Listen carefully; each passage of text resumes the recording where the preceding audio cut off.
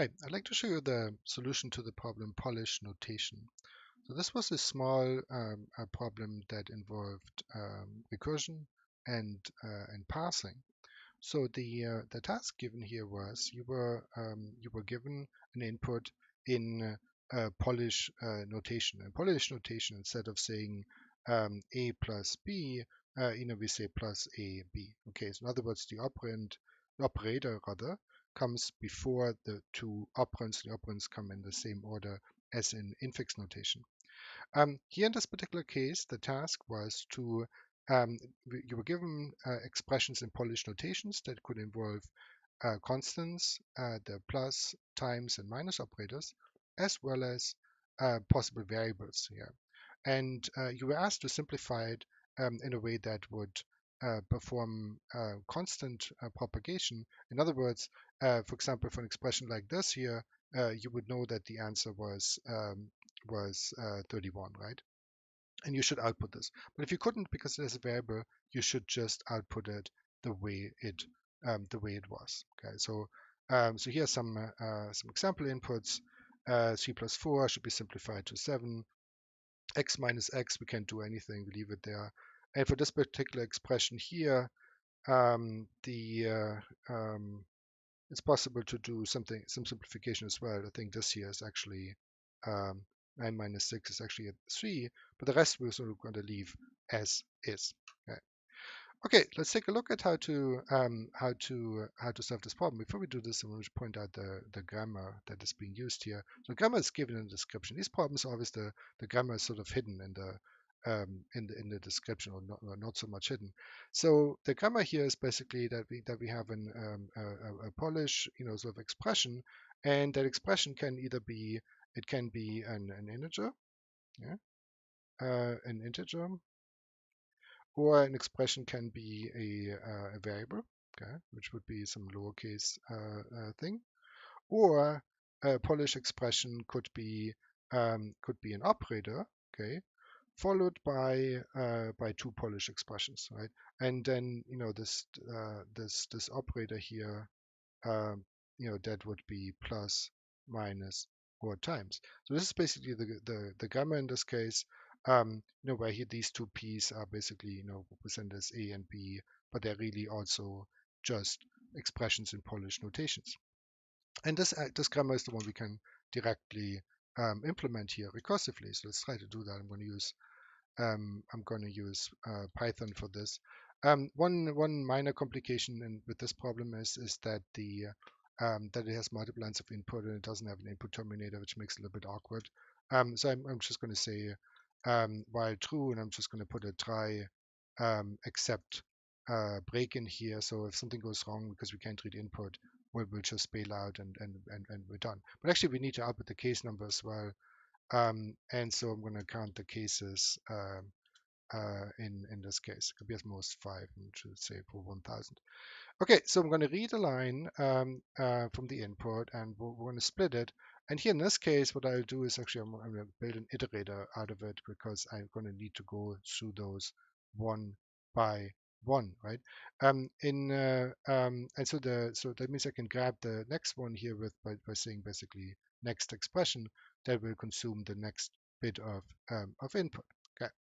So what I need to do is I need to print out, right, and I need to say what case, and then the case number t, and then here I want to give the result. Now the result is what I want to say, just result here. The result is essentially a Polish expression in simplified form. I'm going to say call it Polish. Okay, this is the function that I want to call to pass it. Let's see how to pass a Polish expression, guys. So we're going to do that. Well, what do we have to look at? Okay, we'll go here. The Polish expression starts with either an integer or a variable, or with an operator rather. And those are the cases that we have to investigate. Okay, so let's see what the next, we call it a token, is. Okay, what the next token in the expression is. Okay, if this token is an operator, so it could be this, or it could be this, or it could be this. Okay, then we do one thing and else we do another thing. Okay, so first of all, we already know what we do if it's not an operator. Okay, um, in um, in that particular case, right, we simply return the token. Okay, so if it's if it's just an integer or a variable, we just return it. Now, if it is a token like this, however, okay, so then what do we need to do? First of all, we know that two expressions follow, right, A and B. So let's pass them. Okay, we know they follow, so A and B are here. We can pass what they are. Now the question is, the question is for simplification, can we compute A sort of operand B? Okay, so this operand, let's call it operator.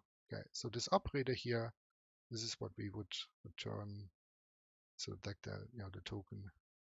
Um, then um, then we are being asked to return this value. Okay, so now can we figure this out?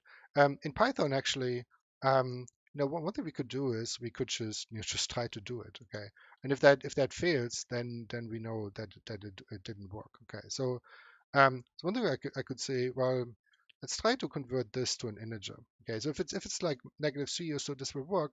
But if it's something like x, or if it's something like um, plus 3x or so, it won't work. Okay, I'm just going to try it for A and for B, and if this both work, then I'm going to return this based on the operator. So if the operator is, let's say, plus, then I would say the result would be A plus B, and else if the operator is um, plus, minus, and else it would have to be multiplication, and else really something really went wrong, so we can raise an exception.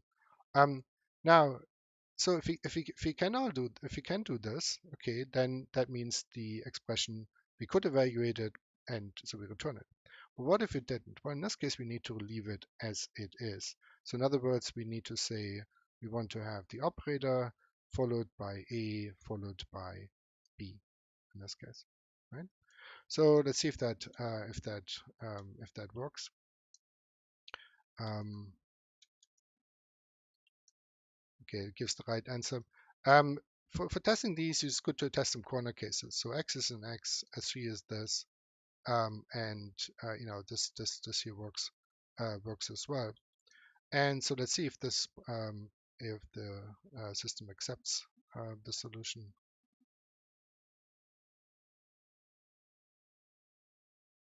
And this worked. Okay. So again, what I've implemented here is what's also referred to as a recursive um, recursive descent parser, and in this case, the grammar was really super simple. It had one case which was an operator, so plus, minus, times, followed by two Polish expressions, and then the else cases were variable and integer. And I was able to handle each of these cases easily, right? If it's one of these cases, then the result would just be the next token.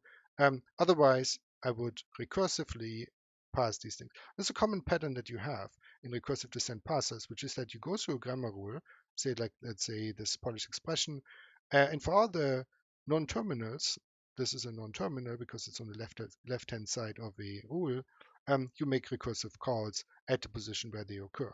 Now, here you need to be careful to consume tokens from the input stream, and you consume a token here at this place in time by consuming it from the iterator that is returned here for the input. In other languages like Java, so it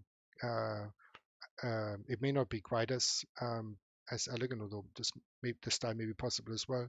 Um, but you can always use an index in an array, or even like some container data structure that allows you to consume item in a FIFO fashion.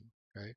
The in some so and also this particular grammar here is a very simple one. Okay. Um, we say this grammar is actually LL0. That means we can pass it without needing to look ahead. We say without needing to look ahead means that we can, at this point here, we don't have to actually peek at the thing before making a decision. We can consume it because we know that no matter what it is, we have a way to proceed. So we don't need to look ahead because it's a very, very simple grammar. We can just consume it and then either recurse or return this. The other technique I'm showing here, and that's in a really small scale, is that for these recursive descent parsing problems, very often we use the return value of our parsing function to compute the answer that we want. So in this case here, this polish function really it returns the simplified expression. Okay, so this is the other thing. In this way, I can use the return value to compute my answer, so I don't need any global variables or similar things in order to compute the result.